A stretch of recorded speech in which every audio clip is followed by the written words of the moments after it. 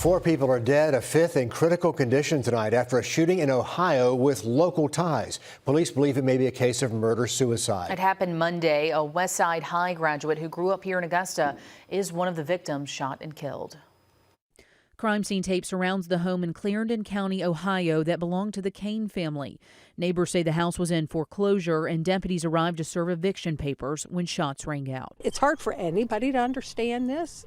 Mary Kay Victor and her husband Joe say they walk the family dogs in this neighborhood every day and says she heard about the murders from her son-in-law who lives next door to where the shots were fired. First of all, prayers for this family. I can't even imagine what they're going through. The sheriff there says the victims are 50-year-old Stephen Kane, 46-year-old Teresa Kane, 74-year-old William Felton, and 13-year-old Ethan Kane. The sheriff says 20-year-old Samantha Kane is in critical condition.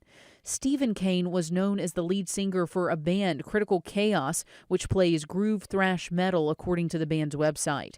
Steve Kane grew up here in Augusta in the National Hills neighborhood. He went to West Side High School, and family and friends describe him as a great guy, someone you never saw angry or upset. He posted this poem he wrote called "Look at the Flowers" on his Facebook page just a day before the murders. One of the lines reads, "Look at the flowers and think of better days."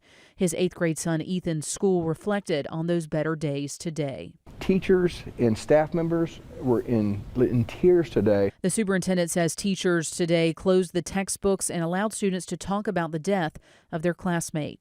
Just a bright young life has been extinguished like this. We have a large bulletin board that kids could just post post-it notes. It's their message. It's what they want Ethan to know, and it will bring tears to your eyes. These kids, it reached home with them today. Deputies up there in Ohio say they are not looking for any suspects at this time. They do believe this to be a murder-suicide, but they're waiting on those autopsy results to be sure of who the suspect and the victims were in the case.